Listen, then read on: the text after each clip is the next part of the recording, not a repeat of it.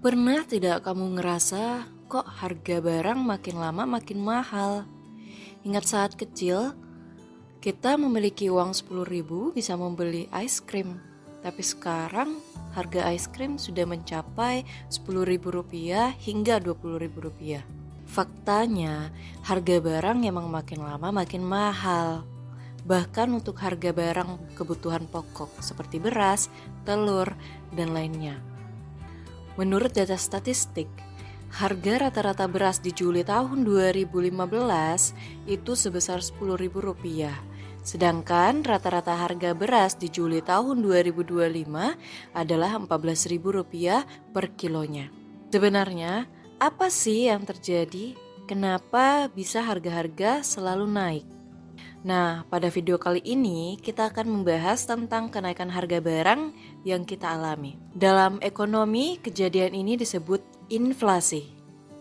Inflasi sering diartikan sebagai fenomena kenaikan harga barang secara bertahap dan terjadi secara terus-menerus. Jika dilihat dari sudut pandang harga, kita pasti berpikir, kenapa harga bisa naik secara bersamaan?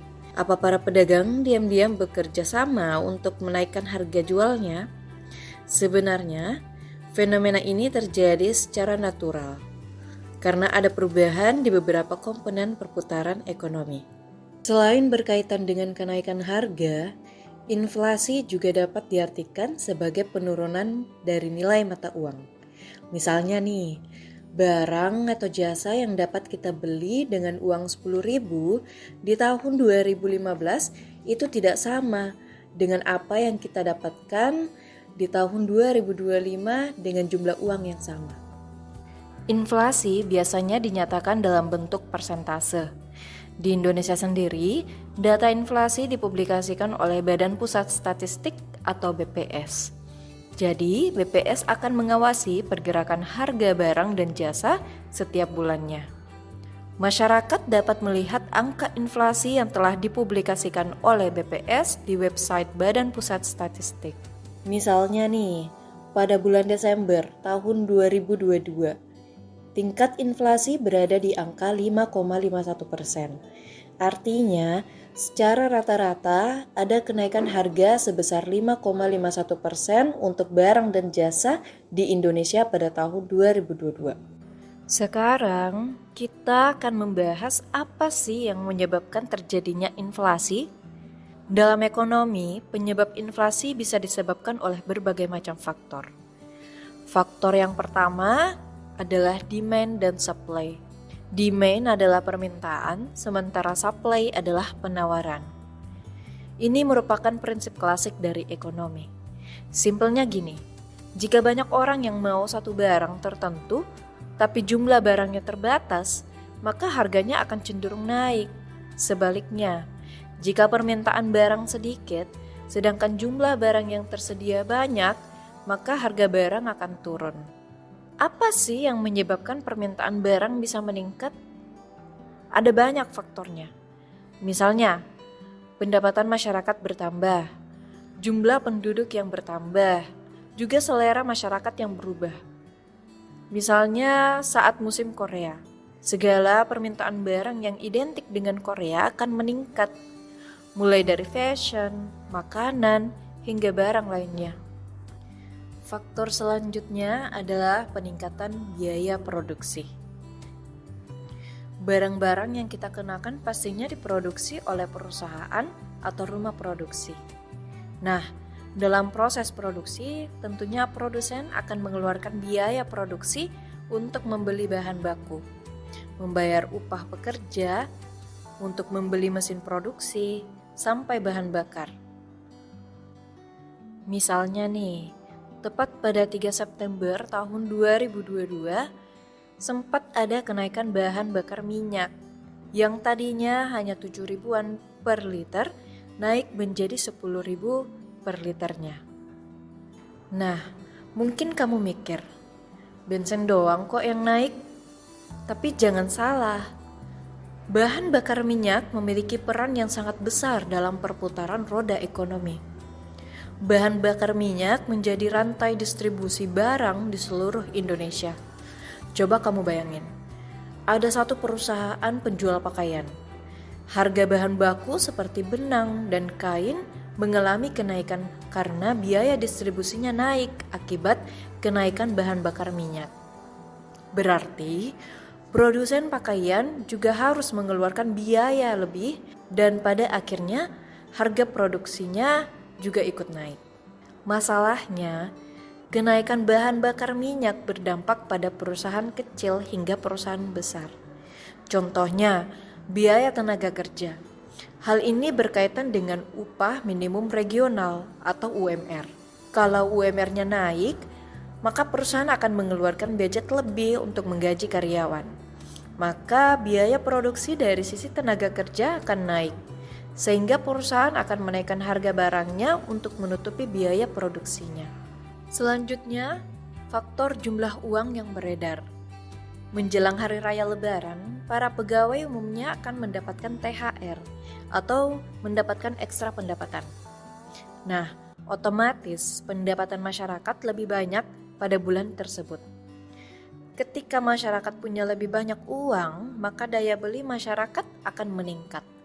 Dari apa yang sebelumnya masyarakat tidak mampu beli pakaian, sekarang jadi mampu. Karena daya beli yang naik, maka jumlah permintaan terhadap berbagai barang juga akan naik. Nah, jika barangnya laku, maka respon produsen atau penjual akan cenderung menaikkan harga agar lebih mendapatkan keuntungan. Sehingga pada akhirnya akan menciptakan inflasi. Kita sudah bahas apa saja faktor yang menyebabkan terjadinya inflasi. Sekarang kita akan bahas apa saja dampak yang ditimbulkan dari adanya fenomena inflasi. Dampak yang pertama yakni penurunan daya beli masyarakat. Ketika harga-harga naik, uang yang sama menjadi tidak cukup untuk membeli barang dan jasa sebanyak sebelumnya. Hal ini memberatkan masyarakat berpenghasilan tetap karena pendapatan mereka tidak naik.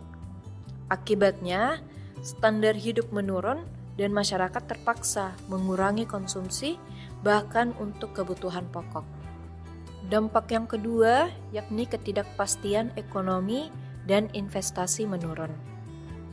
Tingginya inflasi membuat harga tidak stabil dan sulit diprediksi. Kondisi ini menciptakan ketidakpastian bagi para pelaku bisnis. Akibatnya, investor menjadi ragu untuk menanamkan modalnya ke dalam proyek-proyek produktif dan lebih memilih aset yang dianggap lebih aman seperti tanah, properti, atau emas.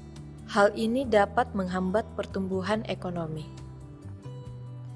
Dampak yang ketiga yakni terhambatnya ekspor dan menurunnya nilai mata uang. Tingkat inflasi yang lebih tinggi di dalam negeri dibandingkan dengan negara lain akan membuat harga produk ekspor menjadi lebih mahal. Akibatnya, produk lokal menjadi kurang kompetitif di pasar internasional, sehingga ekspor menurun. Di sisi lain, harga barang impor menjadi lebih murah, yang mendorong peningkatan impor. Ketidakseimbangan ini dapat memicu penurunan nilai tukar mata uang lokal terhadap mata uang asing. Lalu, bagaimana cara menanggulangi inflasi? Ada berbagai macam strategi dalam mengendalikan inflasi. Strategi yang pertama yakni kebijakan moneter. Mengatur aliran uang. Kebijakan moneter adalah senjata utama yang digunakan oleh bank sentral, seperti Bank Indonesia contohnya. Fokusnya adalah mengatur jumlah uang yang beredar di masyarakat dan tingkat suku bunga. Tujuannya sederhana. Jika terlalu banyak uang yang mengejar sedikit barang, harga akan naik. Maka bank sentral harus mengerem aliran uang tersebut. Cara yang paling umum adalah menaikkan suku bunga acuan. Saat suku bunga naik, biaya pinjaman menjadi lebih mahal, baik untuk individu maupun perusahaan. Akibatnya, orang-orang akan berpikir dua kali sebelum berutang untuk membeli mobil baru atau membangun rumah. Di sisi lain, menabung menjadi lebih menarik karena imbal hasilnya lebih tinggi. Dengan begitu, jumlah uang yang beredar di masyarakat akan berkurang. Permintaan menurun dan tekanan pada harga pun mereda. Selain itu, Bank sentral juga bisa menjual surat-surat berharga milik pemerintah di pasar. Ketika bank-bank dan investor membeli surat berharga ini, maka uang yang mereka miliki ditarik dari peredaran. Strategi ini efektif untuk menyerap kelebihan likuiditas yang bisa memicu inflasi. Strategi yang kedua yakni kebijakan fiskal, mengatur anggaran pemerintah. Kebijakan fiskal adalah langkah-langkah yang diambil oleh pemerintah melalui pengaturan anggaran belanja dan pajak.